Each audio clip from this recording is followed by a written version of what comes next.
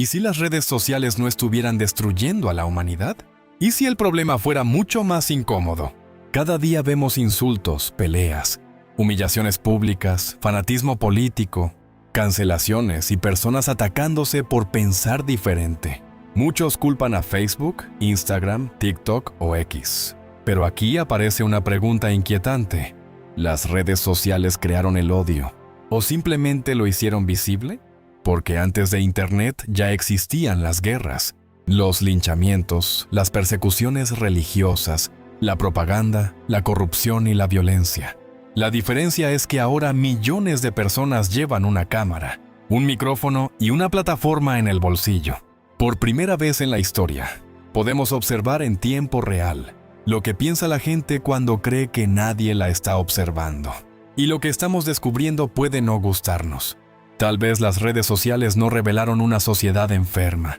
Tal vez revelaron la naturaleza humana. Si te interesan la filosofía, la psicología y el pensamiento crítico, suscríbete ahora mismo porque en Vivencias analizamos las ideas que la mayoría prefiere evitar. Porque hoy vamos a enfrentar una pregunta incómoda. ¿Las redes sociales han generado más odio que amor?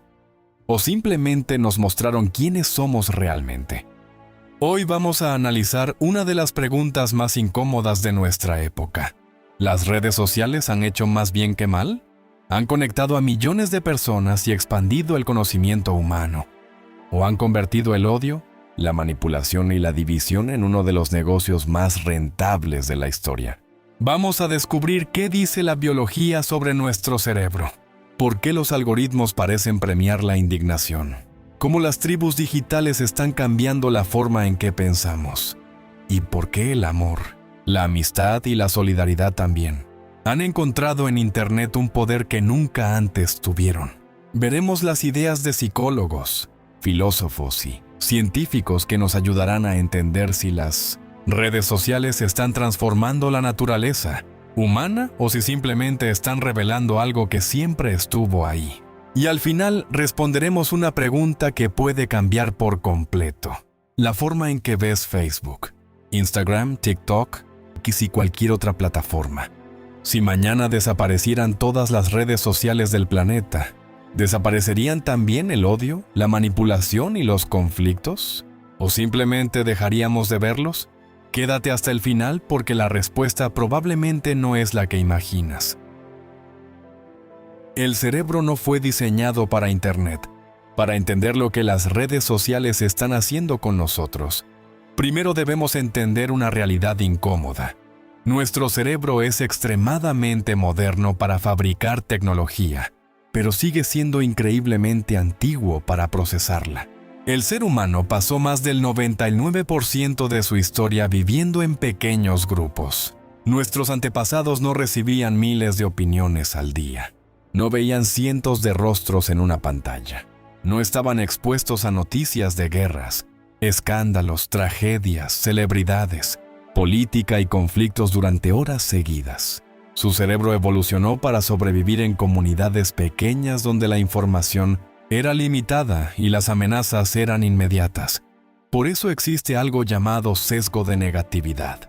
Nuestro cerebro presta más atención a los peligros que a las buenas noticias.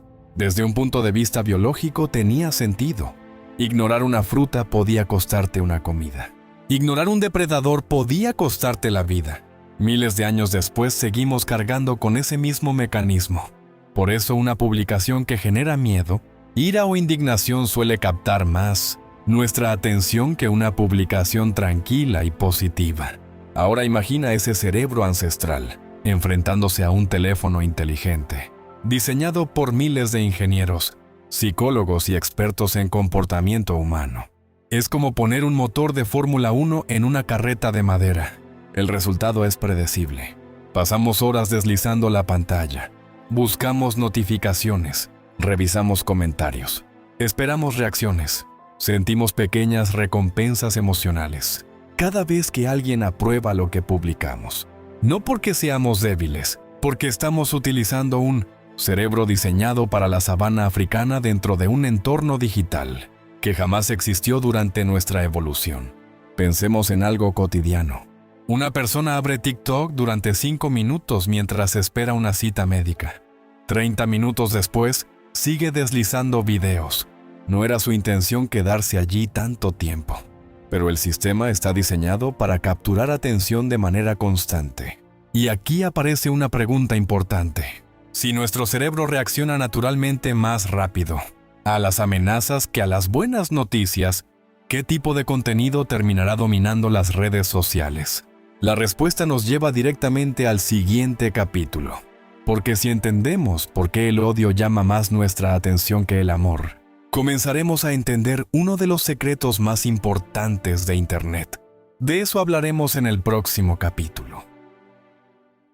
¿Por qué el odio viaja más rápido que el amor?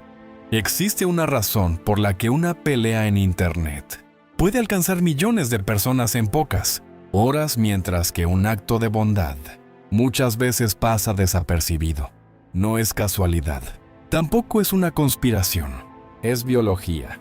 Nuestro cerebro está programado para reaccionar con más intensidad ante aquello que percibe como una amenaza.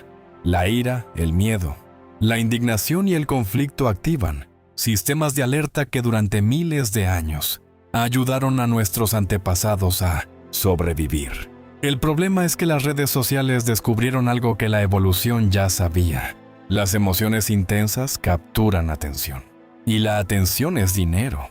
Cuando una publicación nos enfurece, sentimos el impulso de comentar, de responder, de compartirla, de demostrar que estamos del lado correcto, de atacar al adversario o defender a nuestro grupo. En cambio, cuando vemos una publicación que simplemente nos hace sentir bien, muchas veces sonreímos unos segundos y seguimos deslizando. Pensemos en algo cotidiano. Imagina 2 publicaciones. En la primera aparece una noticia sobre vecinos ayudando a una familia necesitada. En la segunda aparece una discusión política llena de insultos. ¿Cuál crees que recibirá más comentarios? ¿Cuál generará más discusiones? ¿Cuál mantendrá a las personas conectadas durante más tiempo? La mayoría ya conoce la respuesta. Por eso muchas veces parece que vivimos rodeados de odio. Pero cuidado, que algo sea más visible no significa necesariamente que sea más abundante. Un incendio llama más la atención que 1000 casas funcionando normalmente. Un accidente genera más titulares que millones de conductores, llegando sanos a sus destinos.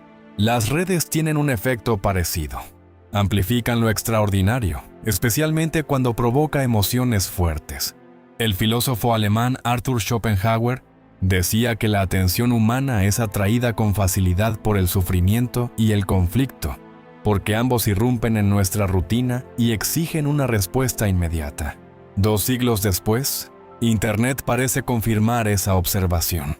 Sin embargo, aquí aparece una pregunta todavía más inquietante. Si el odio genera más atención y la atención genera dinero, ¿qué incentivo tienen las plataformas para reducir ese fenómeno?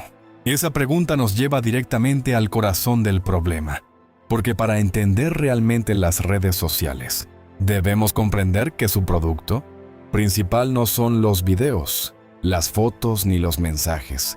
Su producto principal es tu atención, y de eso hablaremos en el próximo capítulo. Los algoritmos no buscan la verdad.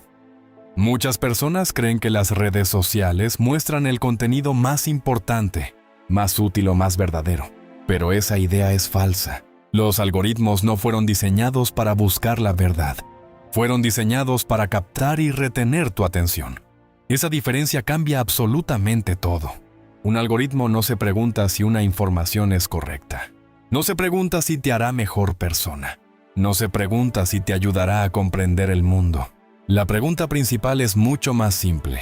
¿Cuánto tiempo te mantendrá mirando la pantalla? Si un video te hace permanecer 30 segundos más, el sistema lo interpreta como una señal positiva. Si una publicación provoca cientos de comentarios, aunque sean insultos, el sistema la considera interesante. Si una discusión genera miles de reacciones, el algoritmo entiende que las personas están prestando atención. Y donde existe atención, existe negocio. Por eso Internet está lleno de contenido diseñado para provocar emociones extremas, no porque alguien quiera necesariamente manipularte. sino porque el propio sistema recompensa aquello que genera interacción. Pensemos en algo cotidiano. Dos personas publican un video sobre el mismo tema. Una explica el asunto con calma, matices y argumentos complejos. La otra grita, simplifica el problema y presenta una respuesta emocional y agresiva. ¿Cuál tiene más posibilidades de viralizarse? La realidad es incómoda. Las explicaciones complejas requieren paciencia. La indignación requiere apenas unos segundos. Y en una economía donde millones de publicaciones compiten por tu atención, la velocidad suele derrotar a la profundidad. Aquí es donde aparece otro problema. Poco a poco comenzamos a recibir más contenido parecido al que ya consumimos. Si te interesan ciertas ideas políticas, verás más de esas ideas. Si reaccionas a ciertos temas, recibirás más de los mismos temas. Si interactúas con personas que piensan como tú, el sistema te mostrará más personas que piensan como tú. Sin darte cuenta, comienzas a vivir dentro de una realidad personalizada. Una realidad construida por un algoritmo que aprende constantemente que te mantiene conectado. El resultado es que muchas personas terminan creyendo que todo el mundo piensa igual que ellas.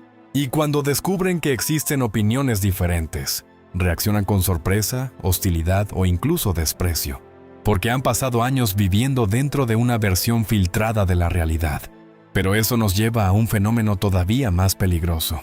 Cuando millones de personas son agrupadas digitalmente según sus creencias, sus miedos y sus opiniones, dejan de comportarse como individuos, empiezan a comportarse como tribus, y de eso hablaremos en el próximo capítulo.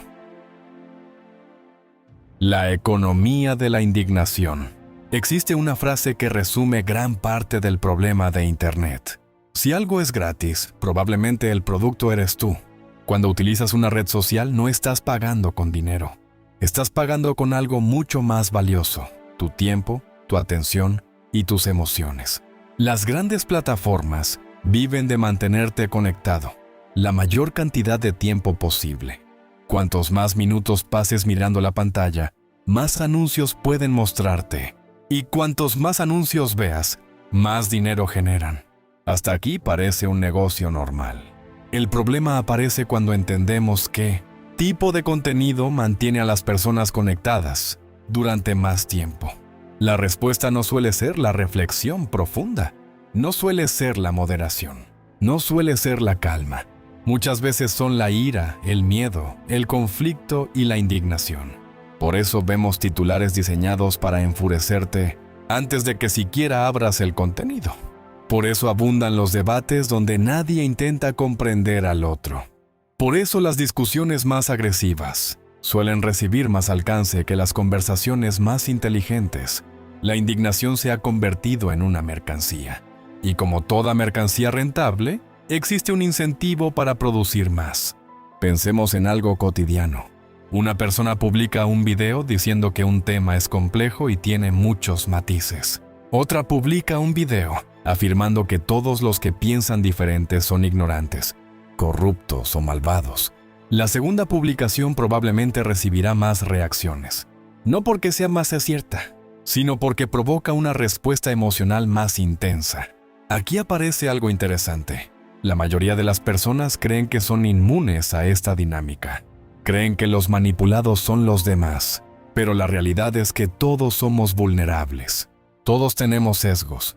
Todos disfrutamos cuando encontramos información que confirma nuestras creencias.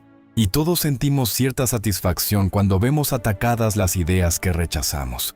El problema es que Internet aprendió a explotar esas debilidades humanas a una escala nunca antes vista.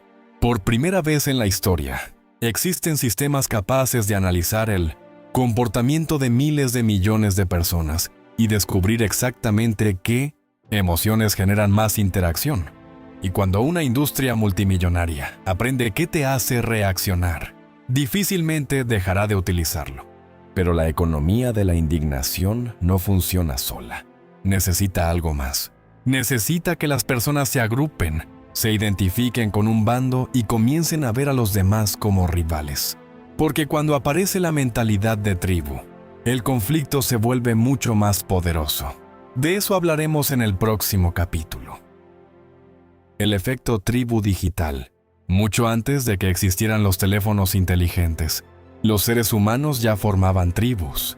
Durante miles de años, pertenecer a un grupo aumentaba las posibilidades de supervivencia. La tribu ofrecía protección, cooperación y sentido de identidad. Quien era expulsado del grupo podía enfrentarse al aislamiento, al hambre o incluso a la muerte. Por eso nuestro cerebro desarrolló una tendencia natural a distinguir entre nosotros y ellos. El problema es que esa antigua programación sigue funcionando hoy. Solo que las tribus ya no son únicamente familias, pueblos o naciones. Ahora también son comunidades digitales, grupos políticos, movimientos ideológicos, fanáticos de determinadas figuras públicas, seguidores de ciertos creadores de contenido. Incluso personas que jamás se han visto cara a cara pueden sentir una fuerte lealtad hacia individuos que comparten sus opiniones. Y cuando una idea se convierte en parte de tu identidad, criticar esa idea puede sentirse como un ataque personal. Pensemos en algo cotidiano. Dos personas discuten sobre política, religión o cualquier tema polémico. Ninguna intenta comprender a la otra. Ninguna escucha realmente. Ambas buscan ganar. Ambas buscan demostrar que pertenecen al bando correcto. La conversación deja de ser una búsqueda de la verdad y se convierte en una batalla por la identidad. Eso explica por qué tantas discusiones en Internet terminan en insultos. No se trata solo de argumentos, se trata de pertenencia, se trata de proteger a la tribu. El psicólogo social Henri Tajfel demostró que las personas pueden desarrollar favoritismo hacia su grupo, incluso cuando las diferencias entre grupos son prácticamente irrelevantes. Basta con dividir a las personas en categorías para que aparezcan sesgos, lealtades y conflictos. Las redes sociales amplifican este fenómeno de forma extraordinaria. Cada algoritmo aprende qué ideas apoyas. Luego te muestra más personas que piensan como tú. Poco a poco comienzas a sentir que tu grupo representa la realidad y que quienes discrepan están equivocados, desinformados o son moralmente inferiores. Y cuanto más tiempo permaneces dentro de esa burbuja, más difícil se vuelve comprender perspectivas diferentes. Aquí aparece una paradoja fascinante. Nunca habíamos estado tan conectados con tantas personas. Y, sin embargo, muchas veces parecemos más divididos que nunca, porque la tecnología nos permitió hablar con el mundo entero, pero no necesariamente aprender a escucharlo. Si las redes están fortaleciendo nuestras tribus digitales, surge una pregunta inevitable. ¿Estamos viendo una versión artificial del ser humano? ¿O estamos viendo su verdadero rostro? Cuando desaparecen las restricciones del mundo físico, de eso hablaremos en el próximo capítulo. Cuando el ser humano se quita la máscara, existe una pregunta que incomoda tanto a quienes defienden las redes sociales como a quienes las culpan de todos los males. ¿Y si Internet no estuviera cambiando a las personas? ¿Y si simplemente estuviera revelándolas? En la vida cotidiana existen límites constantes sobre nuestro comportamiento. Cuando hablas cara a cara con alguien, ves sus expresiones, escuchas su tono de voz y observas sus reacciones inmediatas. También existen consecuencias. Puedes perder una amistad, afectar tu reputación o generar un conflicto real. Por eso la mayoría de las personas filtran lo que dicen, controlan ciertos impulsos, modulan sus palabras, pero en Internet muchas de esas barreras desaparecen. La distancia física, el anonimato y la sensación de estar detrás de una pantalla producen algo interesante. Las personas suelen expresar cosas que probablemente nunca dirían frente a frente. Pensemos en algo cotidiano. Un individuo que parece amable y educado, durante una reunión familiar, puede convertirse en una persona agresiva. Cuando comenta una publicación política, otro que jamás insultaría a un desconocido en una cafetería puede pasar horas atacando personas en redes sociales. La pregunta es inevitable. ¿Cuál de los dos es el verdadero? ¿El que vemos en el mundo físico o el que aparece detrás de la pantalla? Probablemente ambos, porque los seres humanos no somos una sola cosa. Tenemos impulsos de cooperación y también impulsos de agresión. Podemos mostrar empatía y crueldad, generosidad y egoísmo. La diferencia es que el entorno determina ¿Cuál de esas tendencias emerge con más facilidad? Aquí es donde Internet se convierte en un gigantesco experimento psicológico. Por primera vez en la historia, miles de millones de personas pueden expresar opiniones, frustraciones, resentimientos y deseos de manera inmediata y ante una audiencia potencialmente global. Y lo que estamos observando no siempre es agradable, pero tampoco es necesariamente nuevo. Las redes no inventaron la envidia, no inventaron el narcisismo, no inventaron el fanatismo, no inventaron el odio. Todo eso existía mucho antes de Facebook, Instagram, TikTok o X. Lo que hicieron fue amplificarlo y hacerlo visible a una escala nunca antes vista. Sin embargo, quedarnos solo con esa parte sería cometer un error. Porque si Internet ha mostrado nuestras peores características, también ha revelado algunas de las mejores. Millones de personas han encontrado ayuda, amistad, apoyo emocional, conocimiento y oportunidades gracias a las redes. Y eso nos obliga a mirar la otra cara de la moneda. Porque para entender este fenómeno con honestidad, debemos reconocer que Internet no solo ha amplificado lo peor del ser humano, también ha amplificado lo mejor. De eso hablaremos en el próximo capítulo. Las redes también han hecho cosas extraordinarias. Después de hablar sobre el odio, la polarización y las tribus digitales, sería fácil concluir que las redes sociales han sido una catástrofe para la humanidad. Pero esa conclusión sería demasiado simple. Y cuando una explicación parece demasiado simple para un fenómeno tan complejo, normalmente está incompleta. Porque la misma tecnología que puede amplificar el conflicto, también puede amplificar la cooperación. La misma herramienta que permite difundir una mentira puede permitir difundir conocimiento. La misma plataforma donde alguien recibe insultos puede convertirse en el lugar donde otra persona encuentra apoyo en el momento más difícil de su vida. Pensemos en algo cotidiano. Hace apenas unas décadas, una persona con intereses muy específicos podía sentirse completamente sola. Alguien apasionado por la filosofía, la astronomía, la historia o cualquier tema poco común, dependía de encontrar personas cercanas con esos mismos intereses. Hoy basta un teléfono para conectarse con miles de individuos que comparten las mismas inquietudes. Eso también es una revolución. Millones de personas han aprendido idiomas, encontrado empleo, desarrollado negocios, adquirido habilidades y accedido a conocimientos que antes estaban reservados para una minoría. Nunca había sido tan fácil aprender. Nunca había sido tan fácil enseñar. Nunca había sido tan fácil compartir una idea con el mundo. Incluso muchos movimientos solidarios nacieron o crecieron gracias a Internet. Personas que necesitaban ayuda médica, familias afectadas por desastres, comunidades organizándose para resolver problemas locales. Todo eso también forma parte de la historia de las redes sociales. Y aquí aparece algo interesante. Muchas veces hablamos del odio porque es más llamativo, pero la cooperación ocurre silenciosamente todos los días. Miles de personas ayudan a otras sin hacerse virales. Miles enseñan sin recibir reconocimiento. Miles comparten información útil sin aparecer en los titulares. La diferencia es que el conflicto suele hacer más ruido que la colaboración. Un insulto puede generar 100 comentarios. Una ayuda sincera puede cambiar una vida sin generar ninguno. Por eso debemos tener cuidado con una ilusión creada por Internet. Lo más visible no siempre es lo más frecuente. Lo más escandaloso no siempre es lo más importante. Si observamos únicamente las discusiones, terminaremos creyendo que el mundo está lleno de odio. Si observamos únicamente los actos de bondad, terminaremos creyendo que todo marcha perfectamente. La realidad probablemente se encuentra en algún punto intermedio, y eso nos lleva a una conclusión incómoda. Tal vez el problema nunca fue la tecnología en sí misma. Tal vez estamos culpando a una herramienta por comportamientos que pertenecen a quienes la utilizan. De eso hablaremos en el próximo capítulo. El problema no es la tecnología. Cuando aparece una nueva tecnología, los seres humanos suelen cometer el mismo error. Culpan a la herramienta por los comportamientos de quienes la utilizan. Ocurrió con los libros. Ocurrió con la imprenta. Ocurrió con la radio. Ocurrió con la televisión. Y ahora ocurre con las redes sociales. Pero una herramienta por sí sola no posee intenciones. Un martillo puede construir una casa o romper una ventana.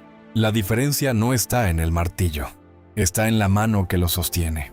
Las redes sociales funcionan de manera similar.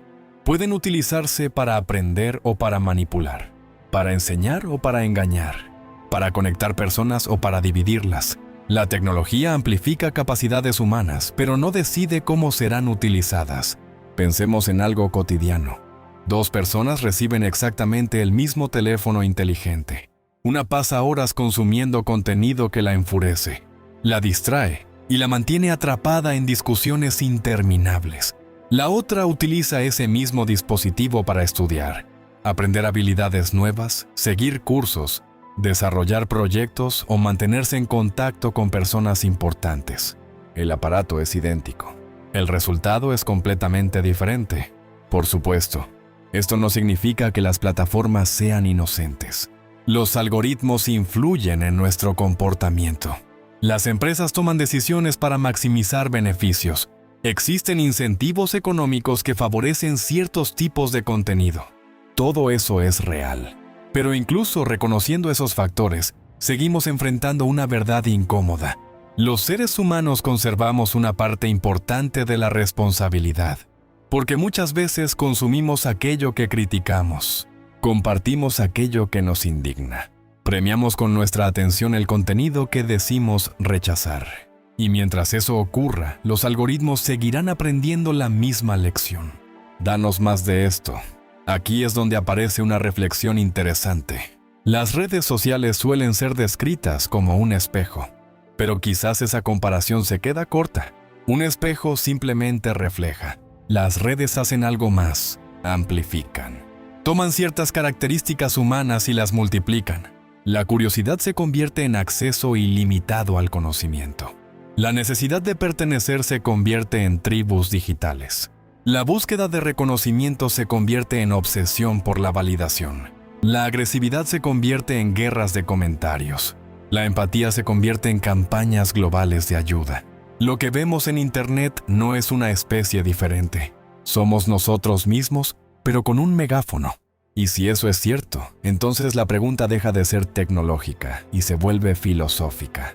Porque para comprender el impacto de las redes sociales, debemos preguntarnos algo mucho más profundo. ¿Qué ocurre cuando millones de personas dejan de pensar por sí mismas y comienzan a reaccionar automáticamente a lo que aparece en sus pantallas? De eso hablaremos en el próximo capítulo. Hannah Arendt y la pérdida del pensamiento. La filósofa Hannah Arendt dedicó gran parte de su vida a estudiar una pregunta inquietante. ¿Cómo personas aparentemente normales pueden participar en comportamientos dañinos sin sentirse responsables de ellos? Su conclusión fue incómoda. Muchas veces el problema no es la maldad extrema, es la ausencia de pensamiento crítico. Arendt observó que los seres humanos tienen una tendencia peligrosa a seguir corrientes, repetir ideas y actuar según lo que hace el grupo sin detenerse a examinar si aquello tiene sentido. Décadas antes de Internet ya había identificado algo que hoy vemos todos los días en las redes sociales. La facilidad con la que las personas pueden adoptar opiniones prefabricadas. Pensemos en algo cotidiano.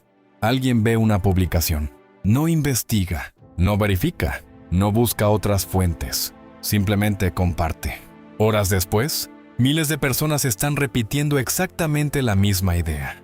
Algunas ni siquiera saben de dónde surgió originalmente, pero la repiten porque su grupo la repite, porque su tribu la aprueba, porque cuestionarla podría significar quedar fuera del consenso. Aquí aparece uno de los efectos más extraños de las redes. Nunca habíamos tenido acceso a tanta información, y sin embargo eso no garantiza más pensamiento. Tener información no es lo mismo que comprender. Tener acceso a datos no es lo mismo que desarrollar criterio.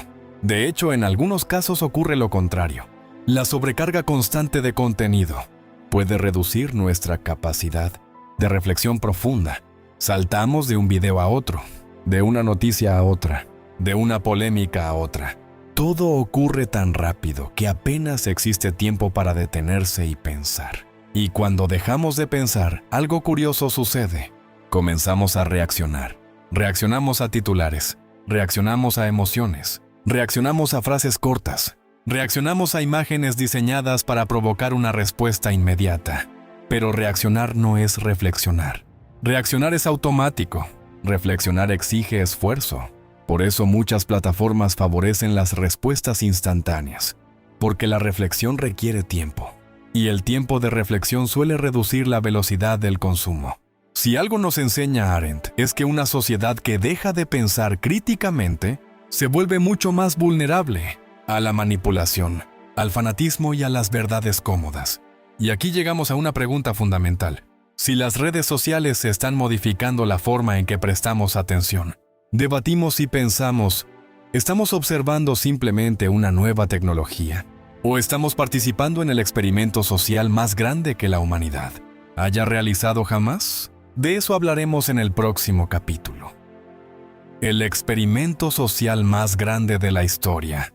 Si un científico hubiera propuesto, hace 100 años, un experimento donde miles de millones de personas estuvieran conectadas las 24 horas del día, intercambiando ideas, emociones, opiniones, imágenes y conflictos en tiempo real, probablemente habría parecido ciencia ficción.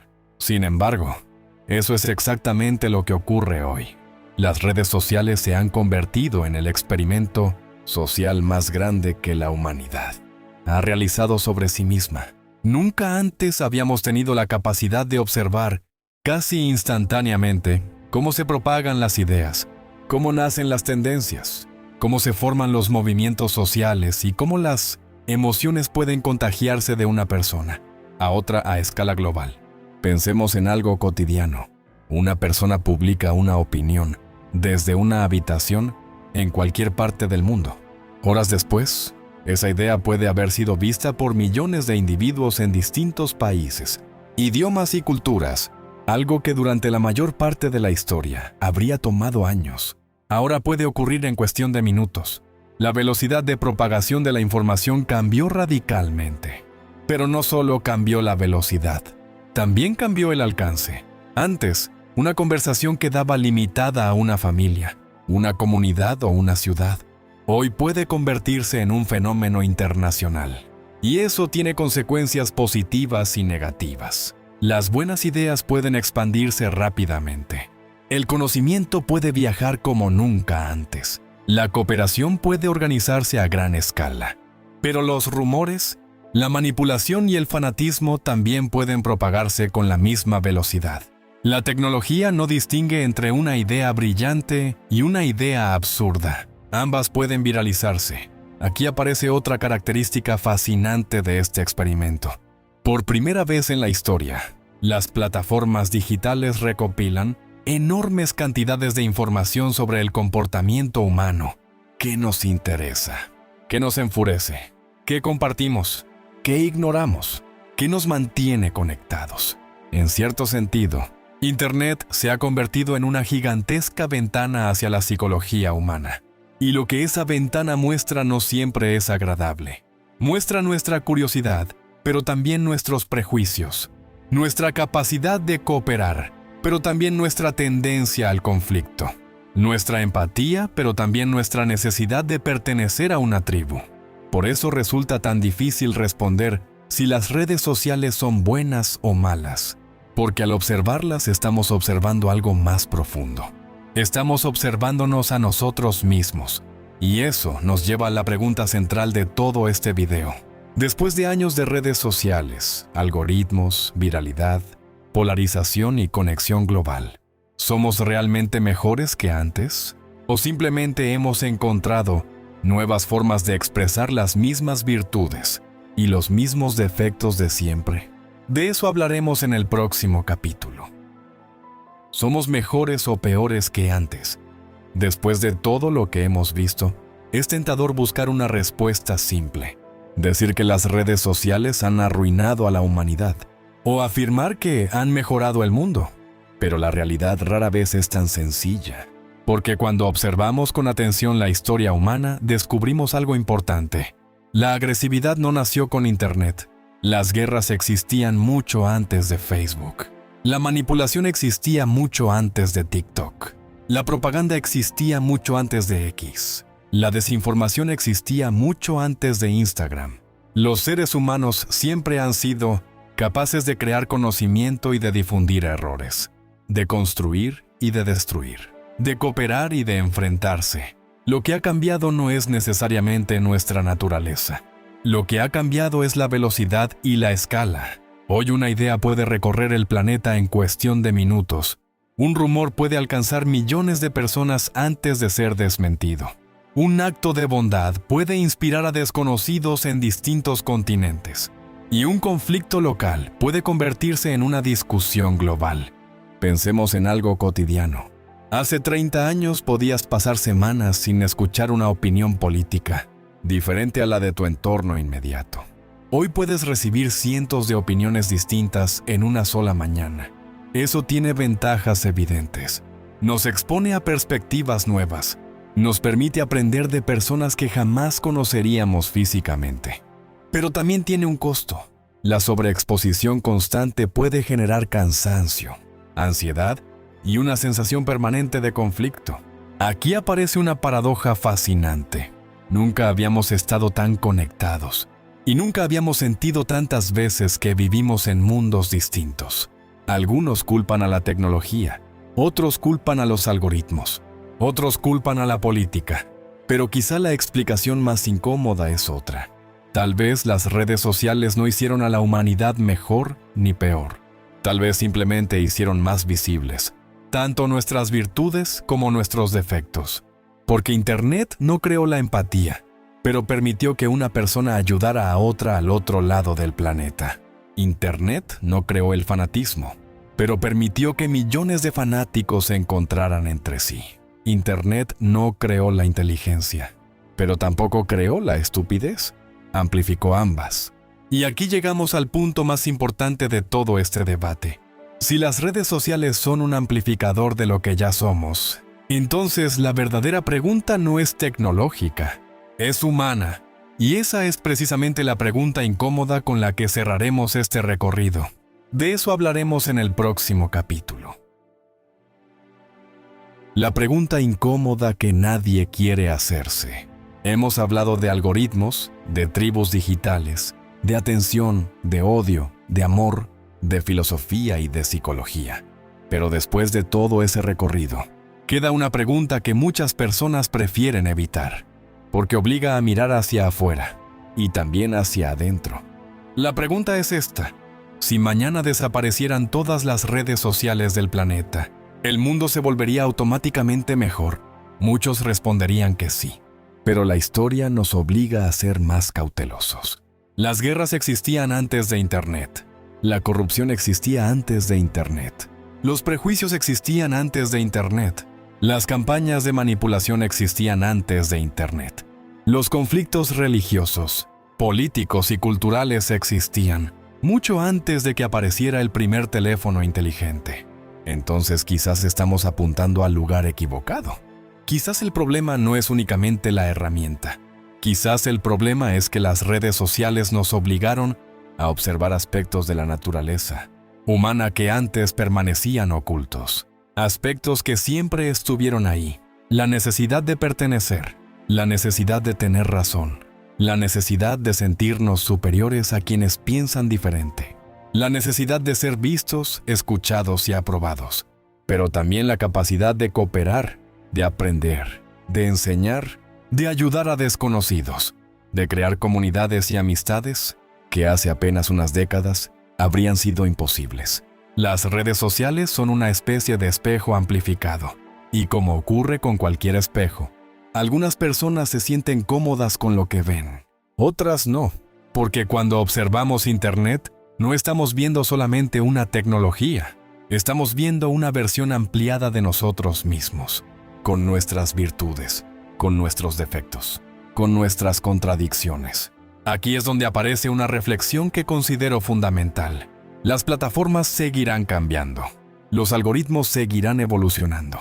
Las aplicaciones de hoy probablemente serán reemplazadas por otras mañana, pero la pregunta esencial seguirá siendo la misma. ¿Qué hacemos los seres humanos con las herramientas que creamos?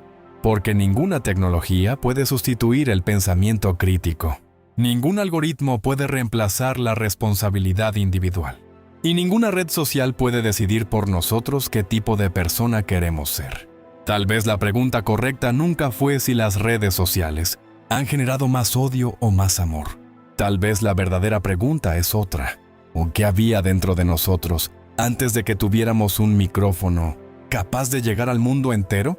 Pensar diferente duele, incomoda, pero es la única forma de ser libre. Y esa respuesta, nos guste o no, depende mucho menos de las redes sociales y mucho más de nosotros mismos.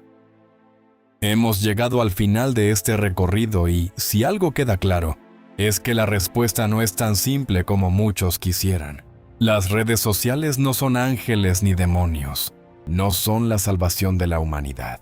Tampoco son la causa de todos nuestros problemas. A lo largo de este video vimos cómo nuestro cerebro evolucionó para un mundo muy distinto al actual. Vimos por qué el odio suele llamar más la atención que el amor. Analizamos cómo los algoritmos buscan captar nuestro tiempo, más que nuestra comprensión. Hablamos de las tribus digitales, de la pérdida del pensamiento crítico y del experimento social más grande que la humanidad haya realizado jamás. También vimos algo importante.